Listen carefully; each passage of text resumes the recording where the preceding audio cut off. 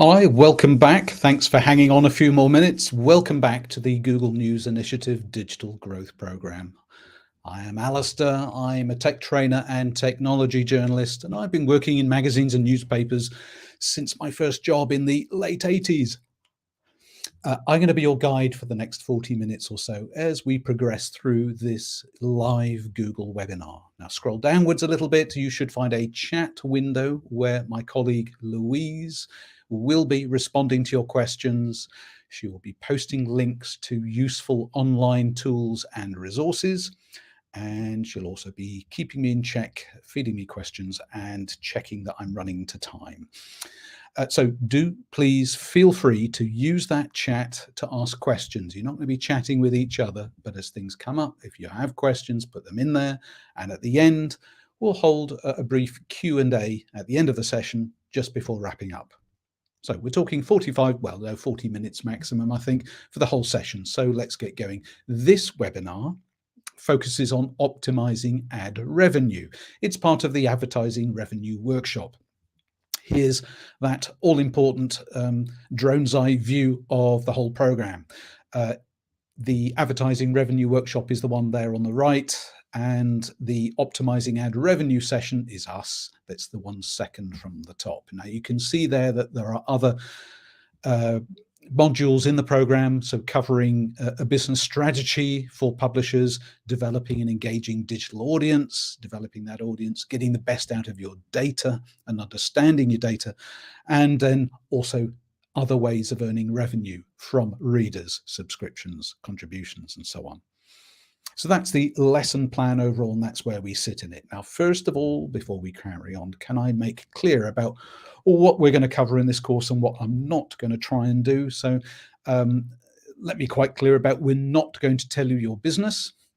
We're not going to tell you how to run your publishing operation. The idea is that you know what's best. You're in control of the resources, and you know the tools that are available and the opportunities maybe.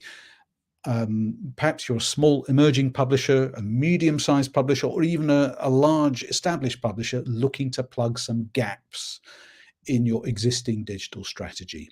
Our role here is to share case studies, tasks, online resources, find out what other publishers have done and see if we can do the same thing, if it's appropriate. What tools are other people using? Can we use them as well? How can we find out more? What new technologies are coming around the corner that we can take advantage of? Those sort of things. We'll lay them out there, and then you can choose which next steps to take. You can choose. It depends on your needs, resources, and experience. So if you're wondering why any of this matters, well, this session is definitely for you. Now, truth is, this could be a month-long course in itself. Yay. No, okay. Before we jump into this, the one underlying principle we want to say is publishers, apparently, and this has been measured, publishers are missing out on 79% of their monetization potential. Yep, you heard that right. Online domains that sell their ad space for a living attain as little as 21% of their monetization potential. So the average blog and ad-packed website alike is losing a potential 79% of revenue from displaying third-party ads, making 21 the loneliest number you can ever be in the realm of online advertising. So the focus of this session is going to be threefold. We will start off by looking at your current ad stack and discuss ways in which it could be optimized. Then we'll look at viewability. So this metric is helpful when determining the success of your ads to ensure you're getting views. And then finally, we'll discuss a selection of tips, techniques, some of which you might already be doing, actually, some of which might be new, that can help drive the results of what you're trying to do, and then pull back any lost readers or lost advertising through people using ad blockers and so on. So that's the plan. Let's start with the first one, which was the ad inventory optimization. So fluctuations in ad revenue are to be expected in spite of anyone's best efforts. This could be down to a number of different reasons. Now, in this section, we're just going to look at some of the elements that might be affecting ad revenue. So let's start with ad revenue fluctuation. I'm sure we've all thought of this because the changing seasons create a change in demand from an advertiser. This may then have a direct impact on your potential revenue. Now, what those seasonal changes will be may depend on your niche. So whether you're selling summer holidays or snowboarding holidays, those seasons will be up and down in different ways, obviously. So what those seasonal changes will depend on your niche. So it's going to be helpful to think about your niche, your content, and consider what your seasonal fluctuation might be, because almost certainly there is one. You'll need to think about it, identify it, and that'll have an impact on that strategy. Now, here's the thing.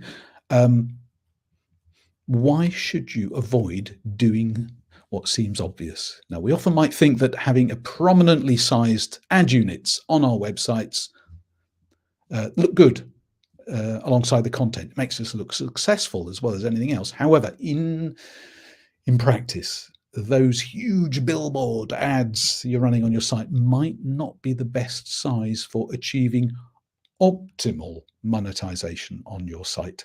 Even if it may itself currently be earning high CPMs each month, AdSense tends to recommend publishers to limit themselves to perhaps placing only 3 ad units per single web page. It's just a rule of thumb. Now, you might come across publishers adding more than the recommended limit in the hope of generating more revenue per impression. But populating a web page with too many ads can, I'm sure you can think of this, can have a negative consequence on the user experience of your site. And that would potentially affect a certain number of key metrics on a particular page. So it would, chances are, might increase your bounce rate. Loads of ads, can't stand it. Off they go. It might affect your eCPMs, the effective cost per mil, and RPM, your revenue per page per mil. So choosing the most effective ad sizes is key to building that strategy.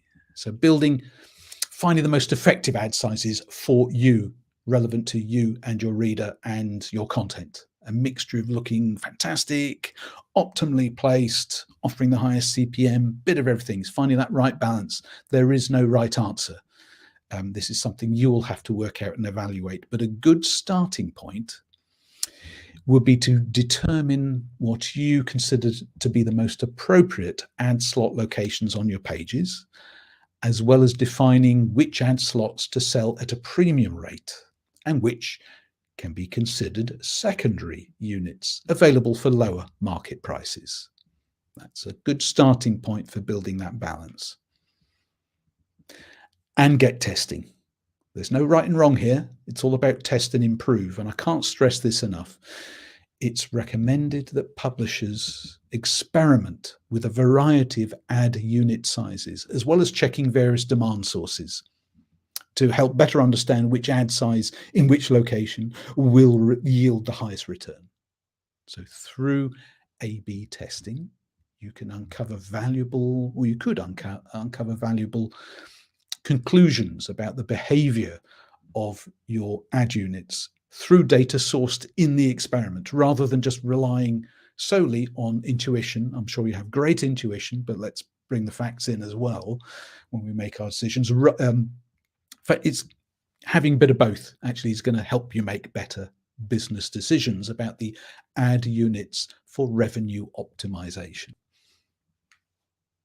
So, what new optimization opportunities could you explore? Well, let's introduce opportunities and experiments. These are 2 things, 2 features that exist and are available inside Google Ad Manager if you're using it. So opportunities, these are things that are customized to your account. An opportunity is a weekly suggestion on how you might earn more revenue, such as unblocking a general category or adding a new format. you can view the projected revenue impact and decide whether to implement that change. And most opportunity suggestions can be implemented in Google Ad Manager with just one click. You go, yep, sounds great. Let's give it a go. Now, experiments are associated with that. Experiments let you use actual network traffic on your site to test how applying one of these opportunities will impact your revenue. So you can set a fixed impression traffic percentage, and then based on real information, so real data, you can see how that change would perform compared with the rest of your traffic. So opportunities, can you see that? Opportunities offer, opportunity knocks. Simple implementations to apply in a single click, and you can get accurate uplift metrics based on these experiments, your actual account data. Now, a reminder, this is Google Ad Manager.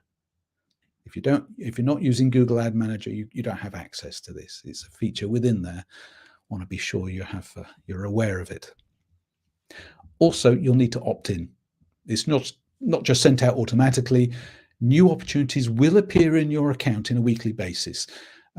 You should see them if you kind of log in at least every Monday and Thursday and look for them. It's advised you should check the Insights card on your Ad Manager homepage and click into the Opportunities tab on a regular basis.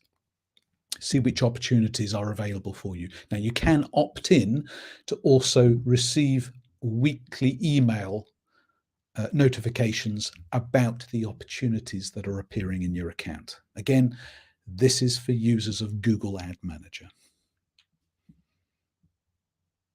Right, let's move on to our second topic, actually. So now we've laid the groundwork. How can we then increase the viewability? So we've previously discussed the importance of viewability, but let's take a look at how we can actually increase it. Some good practice suggestions. So first off, what is it? So viewability. It's a measure of how many of your impressions are viewable. An impression is considered viewable when it's appeared within the user's browser and has the opportunity to be seen. So it needs to sit there for a second or two. Okay, it's a measure of this. And ad viewability plays an important role in the performance of your website and business because it's tightly linked to revenue. Increasing viewability can result in significantly higher return on investment. Now, for publishers, viewability has always remained a hot topic. Low viewability rating suggests the need to reassess and adapt ad positions. So shall we, let's discuss some practices that might be able to help you as publishers better enhance ad viewability and increase revenue. So viewability, can increase your revenue. Advertisers can see your viewability rates. This is the thing. They know how viewable you are. For individual ad units, it's that granular. And they will make bidding or not make bidding decisions based on those rates that they see. So should say there is currently an increasing demand for viewable impressions, and publishers with the higher viewability rates will see more demand for their inventory. Now, based on analysis, we can see that click-through rate, CPM have a strong positive correlation. This is further reinforced by a positive correlation between viewability and CPM. So in other words, increasing viewability would more likely increase your CPM. That should stand to reason. Typically, we see if a publisher is able to increase their viewability by 1%, the uplift in their CPM will be 2%. Anyway, more analysis you can see there is, predicted probability greater than 50% or 26 for higher CPMs and so on. So it's helping you tap into that strong demand source. So are you maximizing your viewability? What can you do to make sure that you are? Well, here are some considerations. You can see here we've picked 6: content, speed, designs, sizes, placement, sticky. I'm afraid bashful and dopey weren't available, so we'll stick to those 6. It's a viewability checklist. And in fact, we do have an online viewability checklist, and either now or a bit later, if Louise hasn't already done it, she might be able to pull out a link where you'll be able to access it. So don't read the link now, just make a copy of it, bookmark it. You can visit it later. So we're going to walk through some tips to help you achieve higher viewability rate on those kind of 6 topics categories. We'll look at each of them in a little bit more detail now. So content was the first one. Now, first, focus on creating content, captivating content. It's got to capture viewers' attention. This is the heart of a successful site or app. You don't need me to tell you that. Now, Google ran a study and got a report called the State of Ad Viewability, and found that content categories that are known for holding viewers' attention, so games, arts, entertainment, shopping, they tend to have a higher viewability for that. People are looking at them for longer, and suggest a higher interest in ads from these content categories. Stands to reason. And it's for this reason it's worth putting some thought into the content that you're creating. Not that you're going to totally shift to games, arts, entertainment, and shopping, but it's food for thought about how things are put across. And the second thing was speed, I think, on my list. Increasing page speed. It's all important. Improving your page speed and app speed, incidentally. So we're not just talking websites, we're talking apps and web apps. Help content and the ads load more quickly. Increasing the speed at which your ads load will almost certainly dramatically increase the viewability of your ad inventory. In other words, when ads load faster, people are less likely to leave before that ad is viewed. Now, there are some things you can do. You can try within Ad Manager, you can try page speed insights.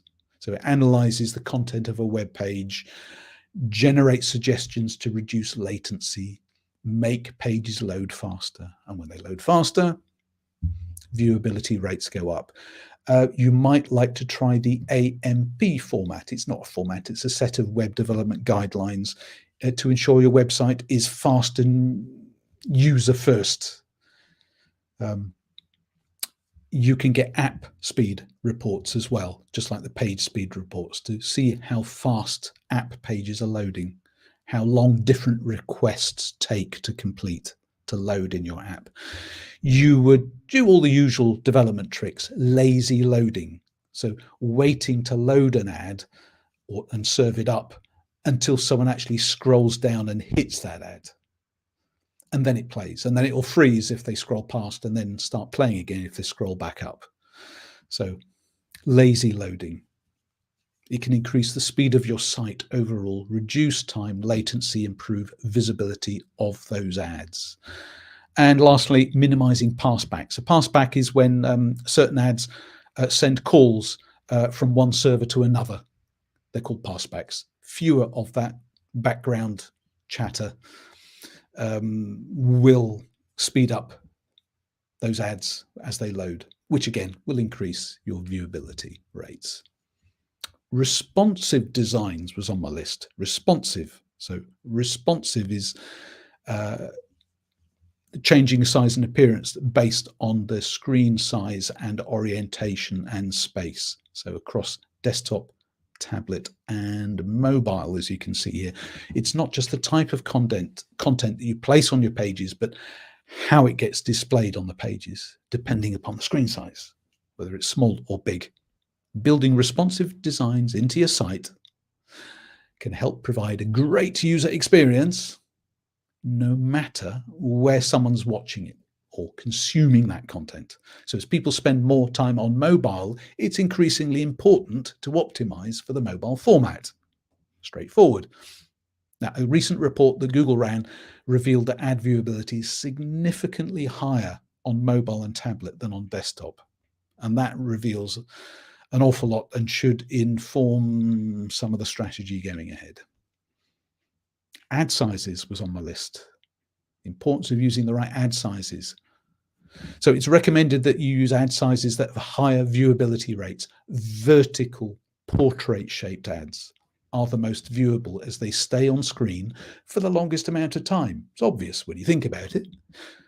While above the fold ads, so the fold first screen full, above the fold ads tend to have higher viewability rates on average. Below the fold ads still have significant viewability rates based on the size and position. Now, as you continue to increase your viewability rates, do keep in mind there's probably going to be a point of diminishing returns past the threshold of 70 to 75% viewability. This could be triggered by pages that have multiple high viewability units, and people are interested in the content so much they're not clicking on ads. So you're not going to get 100%. This, just be fair about it. Set your expectations realistically. And associated with the size was placement. Placing ads where viewers are looking. Having high opportunity to be seen. Take time to understand your user behavior, to identify where viewers spend time on your site and place ads in those sections. So sure, the most viewable ad position high up, but not at the top of the page. Apparently, the most viewable ad position is often right above the fold, not at the top of the page. This doesn't mean you shouldn't rule out, or you should rule out below the fold ads. That's still worth 40% of 47%, I think it is, of viewability is down there. Just consider how and where. But you would know best based on your content and the way it's designed and the way your readers interact with your site, where would be some really good places. So think about position. Just don't assume the same old places will always work. What was on my list? Sticky. That one made me think. Yeah, sticky ads. What's the difference between sticky ads and anchor ads? Sticky and anchor. They can help improve viewability. Sticky ads are, well, they're ads that stick, usually on the right rail of your page. Don't move out of view, even when you scroll. They're appropriate for web pages, seen on a nice big screen. So using these ads on web inventory can improve viewability, albeit possibly annoying. You've got to bear that in mind. Anchor ads are those, basically the same as sticky ads, but they just sit at the bottom of the screen, bottom of the page rather than the side.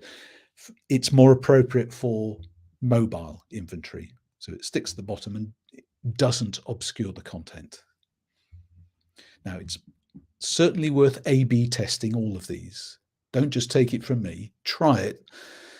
You don't want to be violating any web standards by obscuring content, and you want to be sure you're not annoying your readers because they may have different expectations. Now, to help you with all of this, if you want to take this further, Google's prepared a viewability toolkit. So in principle, you can optimize your viewability for aiming for a viewability rate of 70%. Remember, there was that sweet spot for your top performing ad units. The viewability toolkit covers a range of good practices you might want to focus on. So reducing page length, focusing on position, using the right ad sizes, creating content that holds a user's attention, increasing page speed, and so on. So there is a link to this. Louise has probably put the link into the chat. If not, she'll do this any second, I'm pretty sure, where you can get access to that viewability toolkit, see what's working for other people, and see how you might like to implement some of those on your site. So that brings us to a question that came up in the previous session, which was concerning ad blockers. What are ad blockers? So ad blockers, sometimes known as content blockers, they're simple software programs that prevent ads from being shown on websites. Ad blockers are typically browser add-ons.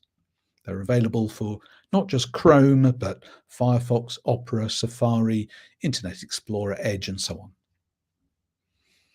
So how can we bring people back if they've set an ad blocker? Well, think about the problem. So according to research, around 30% of all internet users are now using ad blockers. Now that can be problematic, as you can imagine, if you're relying on advertising and the viewability and click-through rates for ads that people aren't even showing. But even if it's only part of your revenue, it's likely to start producing a problem. It's going to minimize those returns from your content. Now, it might not be as bad as it sounds. So on one hand, I've got the worst possible scenario. On the right, I've got, you might want to temper that. So on one side, I'm saying 50% of users have, when asked, allowed ads to show on at least one site. So there's a bit of research and people said, yeah, well, if they ask nicely and I think it's appropriate, yeah, I don't mind.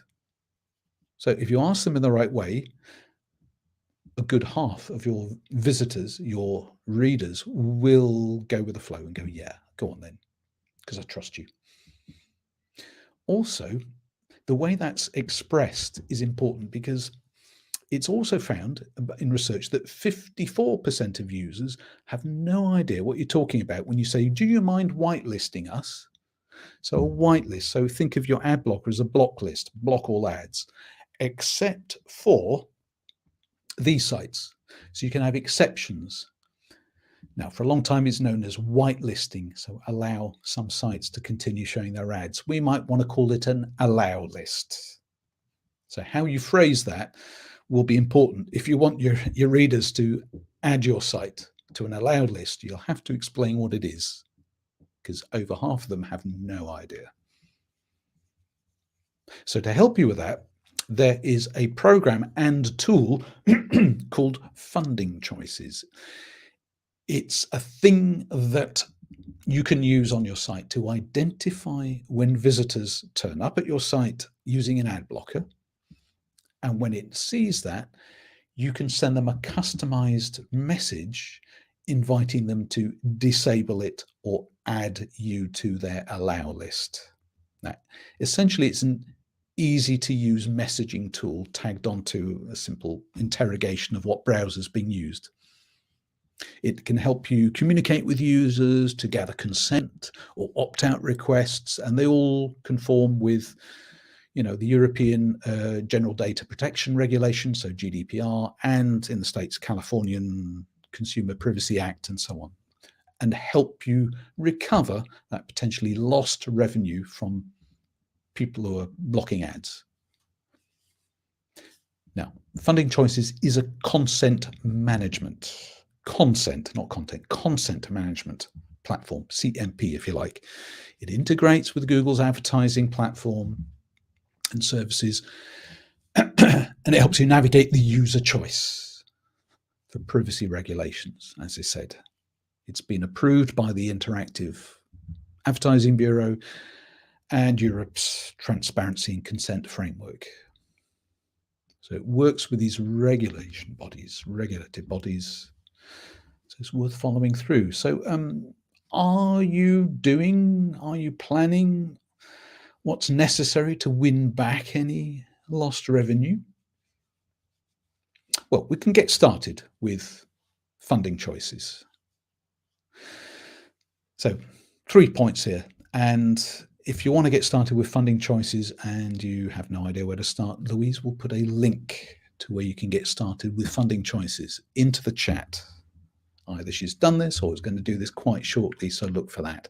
So the 3 steps might be detect. So to track ad blocking rates, you can use any solution you wish, such as Google Funding Choices, and then use, say, the news tagging guide from Google to enable NCI, for example, to visualize the percentage of readers with an ad blocker enabled in each of your audience segments. So you can really break it down. And this can help inform your messaging strategy. You would want to then explain and communicate with your visitors, your readers, why, and persuade them why it's worth adding your site to their allow list. So you would highlight the value that your ads provide to your organization. You're not just running any old rubbish, you're running focused ads on topics and matters and categories that are relevant to them. And also, you can plead and say, look, we're relying on this as well, and you're getting it for free. So would you allow some through? So communicate, let your users know why it's worth supporting them. And point 3 is ask them. Don't just tell them yes or no, give them a proper choice. Now, Google Funding Choices enables publishers to decide what users can do. If they don't want to allow list your site, give them other choices. If they don't like ads, say, hey, we can make sure they don't appear if you subscribe or something. So think, you can work through all of these scenarios with funding choices. So do follow that up. Now, funding choices works at all levels. You can, as I say, get it done yourself. So incorporate that and just set up a couple of tags with the news tagging guide and get started with it. Or it can be fully automated or almost fully automated. So this example we're giving here is of BroadwayWorld.com for optimizing their ads. So they increased revenue per visitor using effectively a kind of a machine learning system within or with Google Ad Manager. And you can see the figures here. Over a third increased their revenue session by more than 35%. Now, the challenge they had was, BroadwayWorld.com, not sure if you're aware of them, but it's a New York-based entertainment publisher with about 5 million monthly visitors.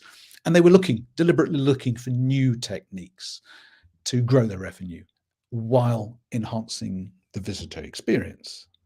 So they previously used Google Ad Manager, and they thought, yeah, we'd like to carry on with that. And they found this company called Azoic.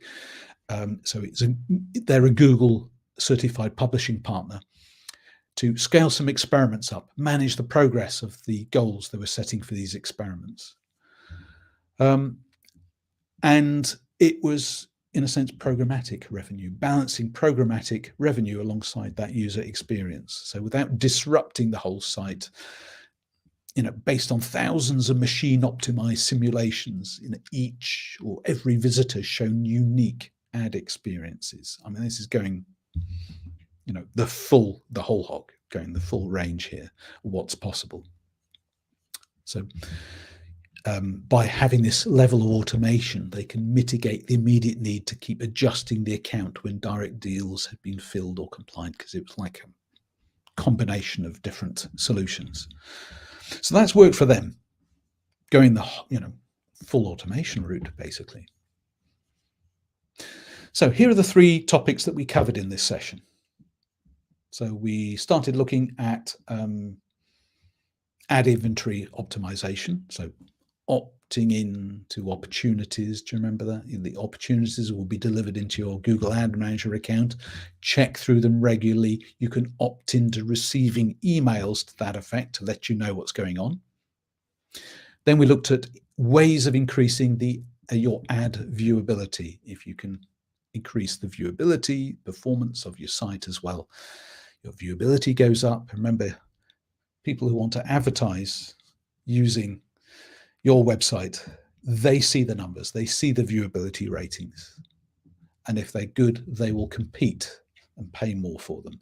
So we gave you a link to the Viewability toolkit where you can get started with that to optimize your inventory.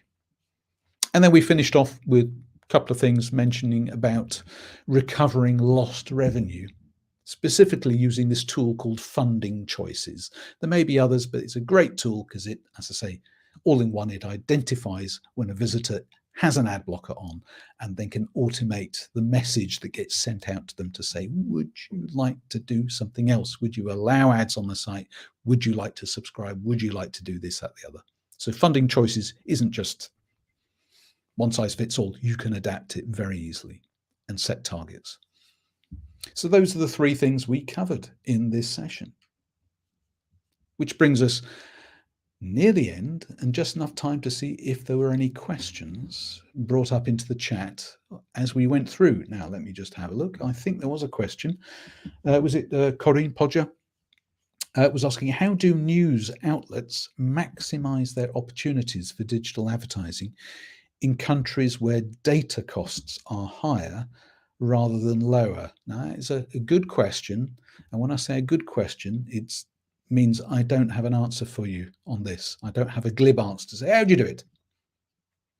However, if you would like to come back at midday, I did say at midday, so not long from now, UK time, we are running some roundtable sessions. So Louise will put a link into the chat either now or very shortly, where you can come back in about 20 minutes from now and join us face-to-face for a round table. The idea is when we invite people in for the round table, so it's not a lecture with slides like this one, it's a Google Meet where we can talk to each other face-to-face, interactively, ask questions. If you come and join us for that, you can ask questions such as this, how can a news outlet maximize this under these conditions? Someone else who joins us in that round table might have experienced the same thing and have some contributions to make to help answer those. So, great question. Maximizing the opportunities for digital advertising in countries where data costs are higher. Interesting. I hadn't thought of that specifically, so I don't have an answer to pull out of the hat. But during our roundtable, someone might. So if you can come back, you can make time, please do. And I will, please, everyone do come back at midday for that Google Meet. The link is in the chat. It's got me thinking on that. Maybe I'll come up with something. Now, before we do go, just a reminder of the overall plan of all the sessions in the whole digital growth program. You can see them right here. We were in the red panel, you can see towards the right. But if the topics that we covered interested you, there are some related ones. So earlier in the program, we were running sessions on audience development, and there was a session, a workshop on creating content for digital. So if you can dig out that session, get to see the recording of it, this could be exactly what you're after. Also, we haven't run them yet. We are running a whole series of workshops on reader revenue. So considering matters of subscription, contributions, events, and other ways of bringing in money. So we're talking advertising, and no doubt other forms of revenue, maybe those you hadn't even considered yet, would be welcome. So do get yourself signed up for those sessions on reader revenue. Thoroughly recommend. Again, just before I do go, can I remind you, we're running this round table. It's at midday, so in about 20 minutes time from now. It's a Google Meet. So don't just hang around here. We're not here. We'll be in a Google Meet, and the link is in the chat. So join us, discuss these things. We look forward to seeing you later. You can also check out Google's GNI Labs. We have further videos and resources and other links, all relating to news publishing. And do please, there is a link coming up in the chat now where we would like you to give us your feedback. So let us know how we did. Your feedback is important to us. It's the only way we can evolve, improve our support, and develop these sessions that we offer for free. So let us know how we did, and let us know what we should be covering in future. So please do follow that feedback. As for now, look, thank you very much for spending the last 3/4 of an hour with me, especially hanging in there when we started a couple of minutes later than expected. If you're coming back at midday for the round table, I shall see you later. Otherwise, look, take care, have a great day, and I'll see you soon. Goodbye now.